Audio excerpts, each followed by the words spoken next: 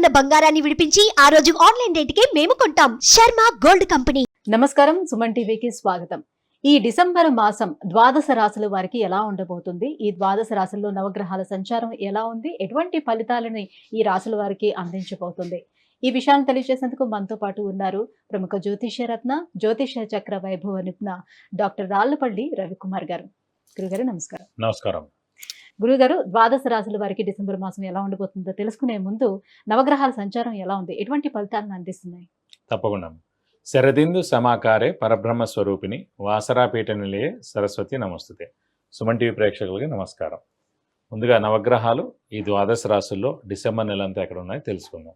రవి వృశ్చిక రాశిలో ఉంటారు, అలాగే బుధుడు కూడా వృశ్చిక రాశిలో ఉంటారు, శుక్రుడు మనకి మకర రాశిలో ఉంటారు, గురువు వృషభ రాశిలో ఉంటారు, శని స్వస్థానమైన మనకి కుంభరాశిలో ఉంటారు, అలాగే రాహు మీన రాశిలో ఉంటారు, కేతు మనకి కన్యా రాశిలో ఉంటారు. ఇంకా ఆఖరిగా మనం కొంచెం ముఖ్యంగా ఇంపార్టెంట్ చెప్పుకోవాల్సింది ఏంటంటే కుజుడు.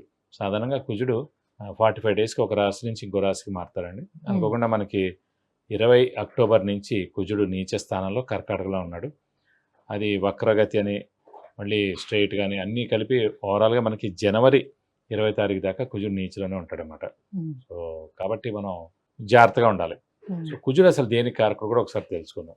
కుజుడు మామూలుగా ఈ ఎలక్ట్రికల్ ఏమన్నా కూడా ఎలక్ట్రికల్ కానివ్వండి, షార్ట్ సర్క్యూట్ కానివ్వండి, ఈ ఫైర్ క్రాకర్స్ కానీ, ఫైర్ ఏదైనా అంటుకోవడం కానీ, అలాగే సెక్యూరిటీ ల్యాబ్స్ అవ్వడం కానీ, సెక్యూరిటీ పరంగా ఏదైనా జరగడం కానీ, అలాగే బాంబు దాడి పడడం కానివ్వండి, అలాగే మనకి వెహికల్ యాక్సిడెంట్స్, ముఖ్యంగా వెహికల్ యాక్సిడెంట్స్ చాలామందికి అవుతూ ఉంటాయి, అది కానివ్వండి.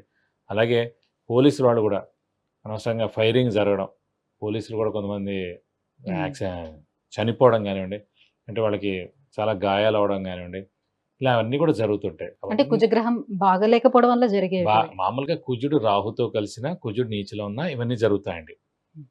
అలాంటి కుజుడే ప్రస్తుతం గోచారీత్యా మొత్తం ప్రపంచం అంతా కూడా కుజుడు మార్స్ అనేవాడు నీచ స్థానంలో ఉన్నాడు. మనకి జనవరి 2025 21వ తారీఖు దాకా నీచలో ఉంటాడు. కాబట్టి అప్పటిదాకా మనకి ఖచ్చితంగా ఇలా ఇవన్నీ ఈ ఫీల్డ్లో ఎవరైతే పనిచేస్తున్నారో సెక్యూరిటీ రిలేటెడ్ కానివ్వండి, అలాగే ఇండస్ట్రీస్లో వర్కర్స్ కానివ్వండి, ఫ్యాక్టరీస్లో వర్కర్స్ కానివ్వండి, అంటే వర్కర్సే కదా ఈ ఇంజిన్స్తో వాటి దగ్గరగా ఉంటారు. ఎక్కడైనా సరే ప్రొడక్షన్ జరిగే చోట వర్కర్స్కి ఇలాంటివన్నీ జరిగేందుకు అనవసరంగా వాళ్ళకి క్షతగాతులు అవడం కానీ, యాక్సిడెంట్స్ అవడం కానీ, నా కాలు చేయన ఇబ్బంది అవడం కానీ, ఇవన్నీ కూడా జరిగేందుకు అవకాశాలు అనమాట. కాబట్టి కుజుడు నీచలో మటుకు ఖచ్చితంగా మనకి జనవరి 2025 వరకు ఉంటుంది. కాబట్టి కర్కాటకంలో ఉన్నటువంటి ఈ కుజుడి ప్రభావం ఏ రాశుల మీద ఎక్కువగా ఉంటుంది? దాని ప్రభావం ఎక్కువగా మనకి కర్కాటక రాశి, మెయిన్గా సింహరాశి ప్లస్ మీన రాశి. ఎందుకంటే కర్కాటక రాశికి యోగకారకుడు అయ్యాడు, మనకి సింహరాశికి యోగకారకుడు అయ్యాడు, అలాగే మీన రాశికి యోగకారకుడు అయ్యాడు. కర్కాటక రాశి కంటే పంచమ దశమాధిపతి అయ్యాడు, సింహరాశి కంటే చతుర్థ భాగ్యాధిపతి అయ్యాడు, మీనానికంటే ద్వితీయ భాగ్యాధిపతి అయ్యాడు. కాబట్టి ఈ 3 రాశులు మటుకు జాగ్రత్తగా ఉండాలి. గురుగారు, ధనుసు రాశి వారికి డిసెంబర్ మాసం ఎలా ఉండబోతుంది? తప్పకుండా అమ్మ. ధనుసు రాశి అనగానే మనకి మూల 1, 2, 3, 4 పాదాలు, పూర్వాషాఢ 1, 2, 3, 4 పాదాలు, ఉత్తరాషాఢ 1 పాదం. ఈ నక్షత్రాల సమూహం మనకి ధనుసు రాశిలోకి వస్తుంది. ఈ రాశి వారికి శని బలం పరిపూర్ణంగా ఉంది, రాహుకేతులు కూడా పర్వాలేదు, యోగిస్తారు. గురువు మటుకు 6వ ఇంట ఉన్నాడు వీక్గా. సాధారణంగా మనం జాతకరీత్యా కూడా లగ్నం నుంచి లెక్క పెడితే 6, 8, 12 స్థానాలని దుస్థానాలు అంటారు. 6వ స్థానం రోగం, అప్పులు, శత్రువులు. 8వ స్థానం యాక్సిడెంట్, ఆయుష్, మరణం. 12వ స్థానం ఖర్చు, నిద్ర. సో ఎప్పుడైతే మన లగ్నం నుంచి గ్రహాలు 6, 8, 12 స్థానాల్లో ఎక్కువగా ఉన్నాయో, సో మన జాతకం అక్కడే తెలిసిపోద్ది అన్నమాట. ఎక్కువ గ్రహాలు 6, 8, 12లో ఉండకూడదు. అసలు ఈ ఒక్క గ్రహం కూడా లేకపోతే మరీ మంచిది. ఎన్ని ఉంటే అంత పర్సెంట్ మనకి మైనస్ అన్నట్టు. సింపుల్గా చెప్పాలంటే, ఒక జాతకం చెప్పాలంటే 9 గ్రహాలకి 10 మార్క్స్ వేసుకోండి. 10 × 9 90. ఇంకొక మిగతా 10 పాయింట్స్ లగ్నం అనుకోండి. సో లగ్నాన్ని తీసండి, 90 మార్క్స్కే జాతకం చూసాం అనుకోండి. ఎన్ని గ్రహాలు 6, 8, 12లో ఉన్నాయంటే అన్ని పాయింట్స్ పోయినట్టు. ఫర్ ఎగ్జాంపుల్ 4 గ్రహాలు 6వ స్థానంలో, 8వ స్థానంలో, 12వ స్థానంలో ఉన్నాయనుకోండి. సో 40 మార్క్స్ పోయినట్టు, 50% వాడి జాతకం బాగున్నట్టు. సింపుల్గా తెలిసి 6, 12 రాహుకేతులకు బాగానే ఉంటుందని అంటారు. ఇది 6, 12 స్థానాలు ఓకే మామూలుగా, కానీ బలం అంటూ ఏముండదు దానికంటున్నా. ఇప్పుడు రాహు అనేవాడు 6వ స్థానంలో, 12వ స్థానంలో ఉండిపోయాయి అనుకోండి, బలాన్ని అంటే డైరెక్ట్గా ఒక పెద్ద ధైర్యమైన పని కానీ, ఒక పెద్ద వివాహం మంచి అమ్మాయితో అవుతుంది కానీ, లేకపోతే ఒక మంచి బండి కొంటడం కానీ, ఒక గృహం కొంటడం అంటూ ఏం పాయింట్ ఉండదు రాహుకేతులతో. 7 గ్రహాలవే తీసుకోవాలి అలాంటి పాయింట్స్ అయినా చెప్పాలంటే కనుక. జాతకరీత్యా విశ్లేషణ అని చేస్తాం. ఉదాహరణకి చెప్పారన్నమాట, 9 గ్రహాలు 10 × 9 90 మార్కులకి మనం పెట్టుకుంటే మన లగ్నం నుంచి ఎన్ని గ్రహాలు అయితే 6, 8, 12 స్థానంలో ఉండిపోతాయో అన్ని మార్క్స్ మనకి పోయినట్టు. 4 గ్రహాలు 6, 8, 12 స్థానాల్లో ఉన్నాయనుకోండి, 40 మార్కులు పోయినట్టు. 50% వాడి జాతకం బాగున్నట్టు అన్నమాట. ప్రొవైడెడ్ ఒకవేళ 6, 8, 12 స్థానాలైనా కూడా వాళ్ళ స్వస్థానం కానీ ఉచ్చగాని అయితే పర్వాలేదు, 5 మార్క్స్. అలా జాతకం విశ్లేషణ చేయాలి. ఫర్ ఎగ్జాంపుల్ ఇప్పుడు ధనుసు రాశి వాళ్ళకి 6వ స్థానంలో గురువు ఉన్నాడు కాబట్టి మేజర్గా ధనుసు రాశి అధిపతే గురువు. ఇప్పుడు మన సొంత ఇంటికి మనం ఎలా అయితే నిప్పంటించామో, మన ఇంట్లో ఎలా అయితే మనం ధైర్యంగా కూర్చుని మాట్లాడతామో అది వేరే. అలాగే మన రాష్ట్రాధిపతి 6వ స్థానంలో ఉన్నాడు అనుకోండి, బలం లేనట్టమాట. ప్రతి దానికి కష్టపడాలి, కష్టపడితే కానీ పనులు జరగవు. అలాగే గురువు అనేవాడు ఏంటి, జాతకరీత్యా దైవబలం దైవానుగ్రహం కూడా అతనే కారకుడు. అలాంటి గురువు కూడా 6వ స్థానంలో ఉన్నాడు. సో దైవబలం తక్కువగా ఉంది, హార్డ్ వర్క్ తక్కువగా ఉంది. ఇక అదృష్టం తీసుకుంటే కనుక అదృష్టకారకుడు రవి, భాగ్యాధిపతి. అలాంటి భాగ్యాధిపతి అయిన రవి మటుకు మనకి అది కూడా వ్యయ స్థానంలో ఉన్నాడు, ఖర్చు స్థానంలో ఉన్నాడు. సో మనకి డబ్బు ఖర్చు, హెల్త్ ప్రాబ్లం, మాట పడడం కూడా జరిగేందుకు అవకాశం ఉంది. ఇప్పుడు రాశ్యాధిపతి 6వ స్థానంలో ఉన్నాడు, అదృష్టకారకుడు వ్యయ స్థానంలో ఉన్నాడు. అలాగే మనకి మెయిన్గా గురుబలం సంబంధించిన గ్రహం కూడా 6వ స్థానంలో ఉన్నాడు. కాబట్టి మనకి బలం చాలా తక్కువగా ఉందన్నమాట ధనుసు రాశి వాళ్ళకి. చాలా మిశ్రమంగా ఉంది, బాగా జాతకరీత్యా గురువు మంచి ప్లేస్ లోనే ఉంటే కనుక ఇదంతా అందులో కొట్టుకుపోతుంది. 60% కొట్టుకుపోతుంది అందులో. ఆల్రెడీ జాతకంలో మీనంలో కానీ, ధనస్సులో కానీ, మన కర్కాటకంలో ఉచ్చలో కానీ గురువు ఉన్నా కూడా, లేకపోతే 6, 8, 12 స్థానాలు లేకుండా ఇంకెక్కడున్నా కూడా గురువు చాలా బాగున్నట్టు అన్నమాట.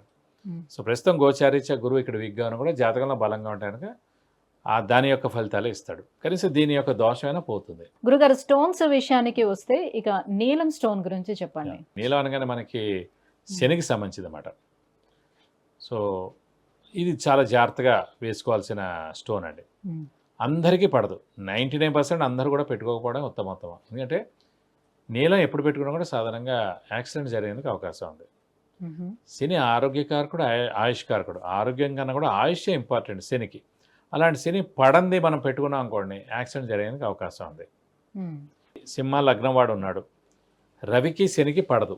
సింహరాశి కానీ సింహ లగ్నం వాడు కానీ వాడు అసలు నీలం పెట్టుకోకూడదు. అలాగే మేష లగ్నం కానీ, వృశ్చిక లగ్నం కానీ, మేషరాశి కానీ, వృశ్చిక రాశి వారు కానీ, కుజుడు అధిపతి అయ్యాడు. సో శనికి కుజుడికి పడదు, వాళ్ళు అసలు నీలం పెట్టుకోకూడదు. కాబట్టి అందరూ కూడా మెజారిటీ పీపుల్ నీలం పెట్టుకోకుండా ఉండడం ఉత్తమం. బాగా హెల్త్ సమస్యలు ఉన్నాయి, ఇది విపరీతమైన యాక్సిడెంట్స్ అవుతున్నాయి, లేకపోతే ప్రాబ్లంగా ఉంది లైఫ్ అనే వాళ్ళని చూస్తే అది కూడా జాతకరీత్యా బాగా చెక్ చేసి ఆ జాతకంలో శని నీచలో ఉన్నాడా, 6, 8, 12 స్థానాల్లో ఉన్నాడా అని చూసి అప్పుడు పెట్టాలి. అలాగే తులా లగ్నం కానీ, వృషభ లగ్నం కానీ, వృషభ రాశి కానీ, తులా రాశి కానీ వీళ్ళకి యోగకారకుడు శని అయ్యాడు కాబట్టి వాడు కావస్తే నీలం పెట్టచ్చు, అది కూడా జాగ్రత్తగా చెక్ చేసి పెట్టుకోవాలి. కాబట్టి నీలం కానీ, కెంపు కానీ, పగడం కానీ, డైమండ్ కానీ ఇవి 4 కూడా చాలా జాగ్రత్తగా చూసి పెట్టుకోవాలండి. అయితే చాలా ఇబ్బందులు ఎదుర్కోవాల్సి వస్తుంది. గురుగారు, మరి ధనుసు రాశిలో ఉన్నటువంటి ఉద్యోగస్తులు కానీ, వ్యాపారస్తులు కానీ ఎలా ఉండబోతుంది?